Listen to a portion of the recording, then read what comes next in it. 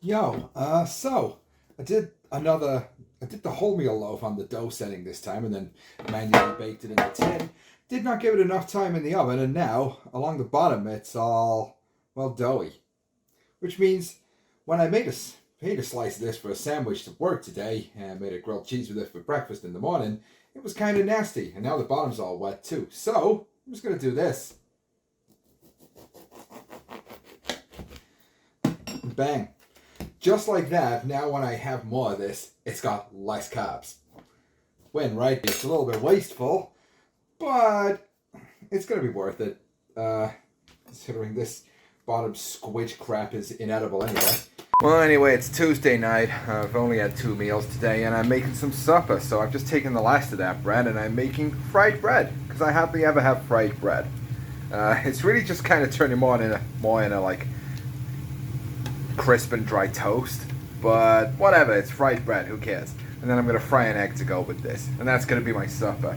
Anyway. So it's been a couple days since I uploaded, and I'm just starting to get my kitchen ready for something I'm making. I've got all the coconut oil in a pan ready to be melted. I've got this curry paste, Chinese curry paste. And then I'm going to be cooking a little bit of onion and peppers, because I am going to be making salt and pepper chicken. So what I've got here is the coating, but I'm using protein powder instead of cornstarch, like the recipe recommends. And I just hope this works. Won't be filming the entire process because I need, well, as you can see, this is kind of going to be a heck of a job for 2 hands, but I'll be showing you how it turns out. So I've had the heat on for a couple of minutes. The coconut oil's starting to melt, and I'm also starting to boil some water with this curry paste, which I'll have to start whisking up soon. But in a moment, this is going to turn into a multitasking nightmare. And just like that, the coconut oil is basically liquid now. My curry sauce is mixing up just nice, so I'm just going to get this to a boil. Now, when I did a burger the other day with coconut oil, I noticed that while I could smell coconut constantly, it didn't really affect the flavor of the food. So I'm really hoping that this, like, salt and pepper chicken, this is 6 chicken thighs cut up, by the way. I won't be having all of them tonight, mind you. I'm hoping this isn't going to affect the flavor really at all. I'm kind of throwing a lot of faith into this, and if it does, what I'm hoping is that if the coconut flavor does start to taint it a bit, the curry sauce I'm doing is going to take the edge off it a bit. I had a look on the carb count, and yeah, right now there's about 20 grams of carbs in this pan. So I don't know, if I do like a third, maybe even up to a half, I could very easily get away with what I'm putting in this meal, because aside from the onion and peppers I'm going to be putting in this pan soon, that's basically my only real source of carbs in this meal, so I'm not super concerned. The amount of saturated fat in the coconut oil will take the edge off how much protein is in the chicken. So no gluconeogenesis for me tonight, I kind of hope. Another tip I received is if you want to check your oils hot enough to do chicken, put the end of a wooden spoon in like this. Yeah, that's ready to go. In fact, technically I would want it to be slightly less bubbly than that, so I'm going to turn the heat down a little. But now, the heat down to about half. That should now be enough.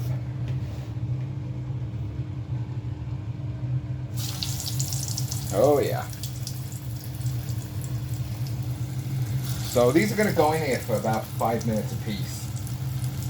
And be turned, about 10 minutes each rather. And be turned over at least once during that time. Haven't quite decided what my portion size for tonight's going to be. Well, we'll see. Oh crap. The outside of that is cooking way too fast, but I'm not too bothered because I've turned the heat down, so that should start to change soon. But get that in there. I don't know anything about coconut oil smoke point. I've really never worked with it like this before, so I just hope this works out. Oh, steam all over the lens. Curry sauce is bubbling, so it's time to turn that way down and just let it simmer for a little while and reduce. Alright, so because I'm a hack and I actually kind of suck at doing fried chicken, I imagine this first batch might end up a bit burned before it's cooked through.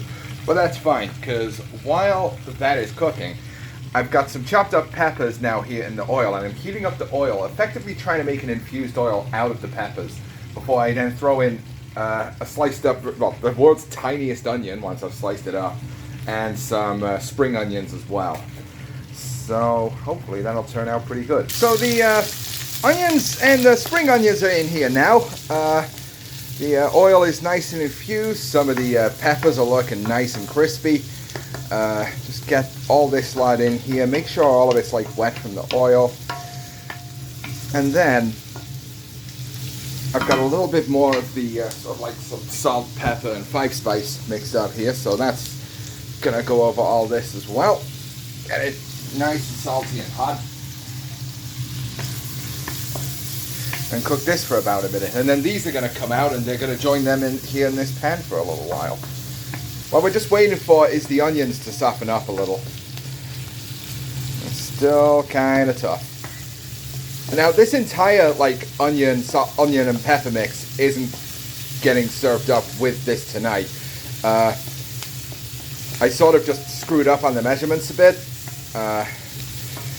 I used the entire onion. I only meant to use half. So I've used the whole onion. So I'm gonna put like the chicken in here with this as well. But then I'm gonna have to like only make sure I scoop out the chicken with about half the onions in here, which is really dumb. The curry sauce is already nice and thickened and it's basically ready. I'm gonna try and take about a third out of the pan, but I'm pretty sure I can get away with half because again, that and also these onions, the only real source of carbs in this meal today. The spring onions will have like trace amounts and so will the chilies, but at most, God, I estimate there's like maybe 12, 13 grams of carbs in this entire meal, even if I do half of the curry sauce. So I'm not particularly worried. All right.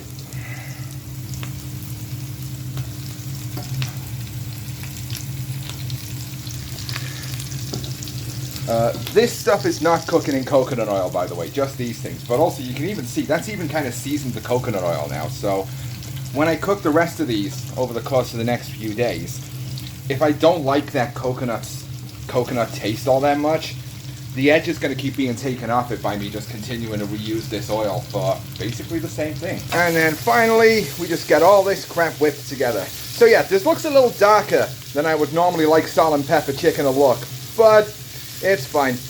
While I was heating up the oil, I used the maximum heat, and I meant to use medium. This is the same thing when I had my favorite little bro trying out like the keto fried chicken the other week, where I just set the pan way too high and we ended up having to put it all in the oven once the outsides were all cooked, because I meant to do it on a half heat and just forgot. I do that a lot. Frying chicken, never been my specialty. This diet has finally forced me to get good at that though, and I still haven't gotten good at that. So the pan's heat is turned off. Now it's just a case of scooping all this out. Get the chicken pieces out first. These will also now kind of be very much like the flavor of the onions and the peppers will have gotten into them as well, I think. And just get a little bit more of this scooped out. And this can all sit in here. And I think what I'm going to do when I make this tomorrow is I'll do more salt and pepper chicken. But then this time, all this stuff in the bottom, this makes something called a fond. And when I put the rest of this curry sauce in here, it's going to make it into more like just a chicken curry. But all this crap off the bottom, that'll come off the bottom of the pan and flavor the curry sauce.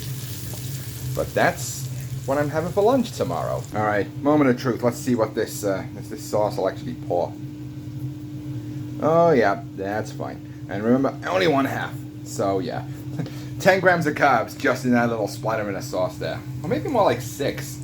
Did I? I don't know, I'd say that's only about a third of that. At least I hope so. Alright, so let's just quickly taste one of these pieces. I'm going to do this without the curry sauce first.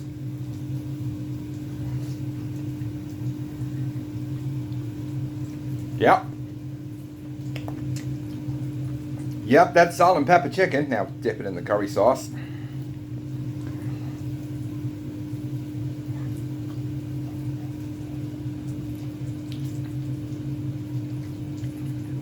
That's freaking beautiful. Coconut oil hasn't affected the flavor at all. I was so afraid of this stuff. I'm so glad I've used it now. Well, that's that.